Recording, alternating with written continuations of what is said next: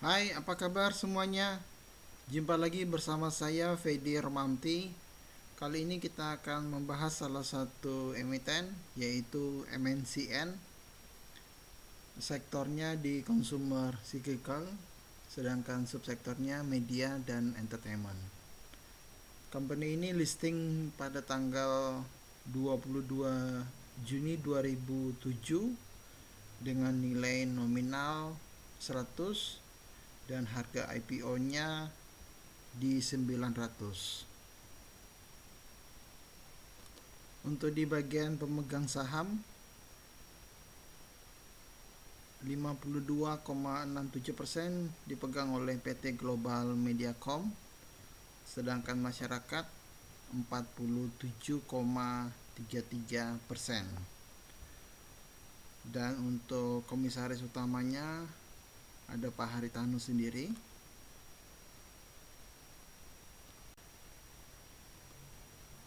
Oke, kita lanjut di bagian untuk target price.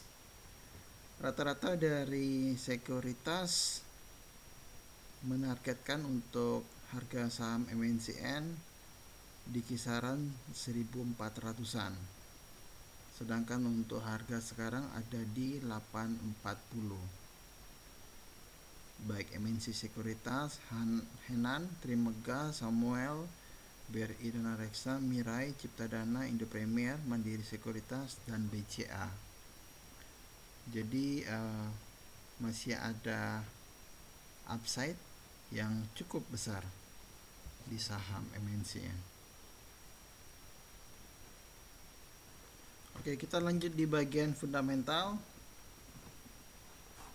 dimana kalau kita lihat market cap-nya sekarang berada di sekitar 12 triliun, cukup besar, berada di level medium. Dan kalau kita lanjut di bagian rasio profitabilitas, sangat baik.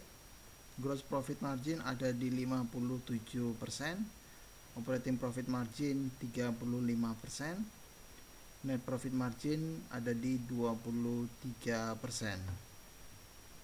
Dan return on equity-nya ada di 13,8%, return on asset-nya ada di 11%. Tapi sangat disayangkan untuk dividen payout ratio-nya yang kecil, yang mengakibatkan dividen yield-nya kurang lebih di sekitar 1%. Kalau kita lanjut di bagian rasio untuk leverage, salah satu indikatornya debt to equity ratio itu berada di 20% atau 0,2 kali. Sangat kecil, bagus. Sedangkan untuk di rasio likuiditas, mulai dari current ratio ada di 330%, quick ratio ada di 220% atau 2 kali, sedangkan cash ratio ada di 56% atau 0,5 kali. Dan MNCN selalu membagikan dividen.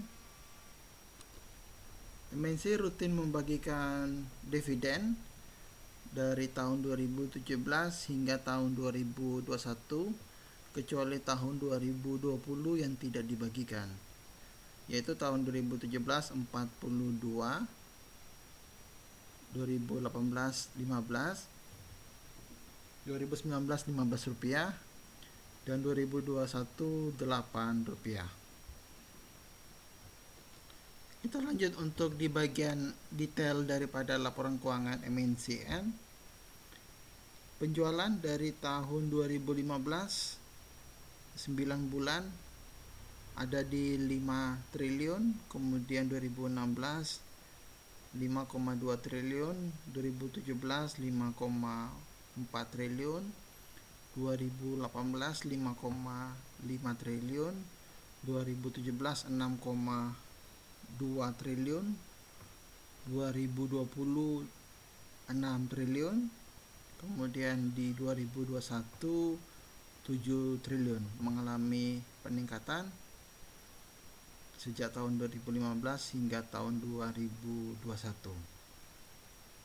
Sedangkan untuk gross profit laba kotor itu di 9 bulan 2015 2,8, 2016 2,9 T, kemudian 2017 3,2 T, 2018 3,2 kurang lebih, 2019 3,8, 2020 3,6 triliun, dan 2021 4 triliun.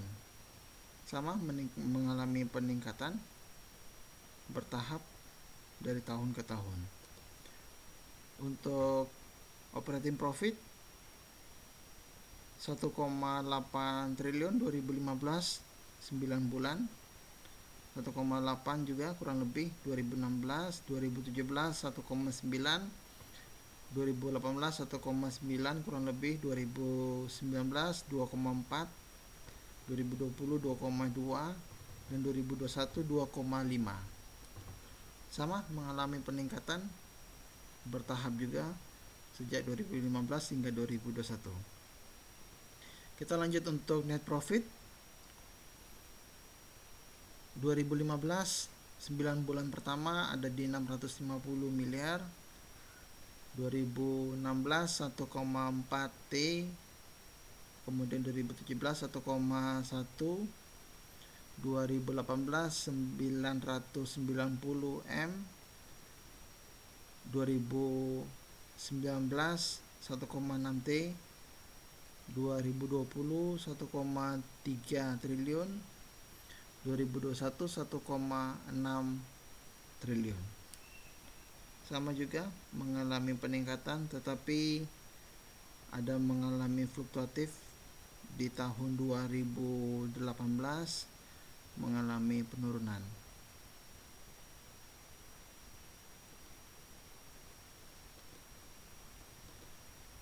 Oke, selanjutnya untuk di PE ratio, price to earning ratio, dari 36 kali mengalami penurunan terus hingga di 2021 9 bulan pertama 7,4 kali.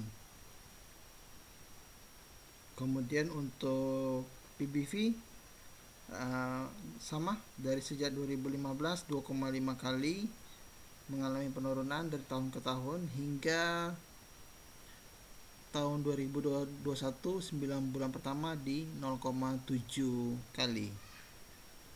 Dimana kalau kita lihat di sini rasio daripada harga saham mengalami penurunan, tetapi daripada penjualan, laba kotor, laba usaha, dan net profit mengalami peningkatan.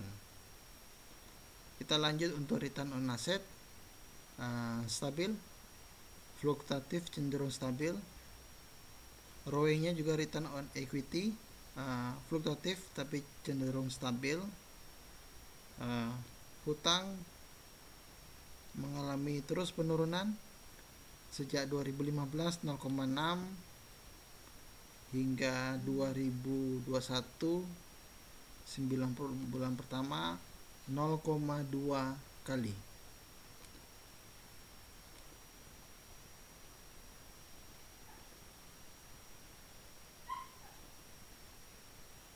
Oke, kita lanjut untuk analisa grafik.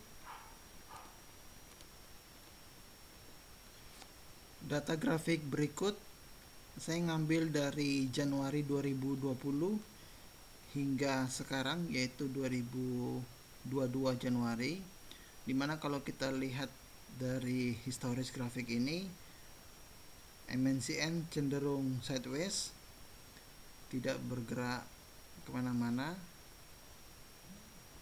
range-nya sekitar di 700 hingga mencapai 1250 kurang lebih untuk jangka waktu sekitar 2 tahun.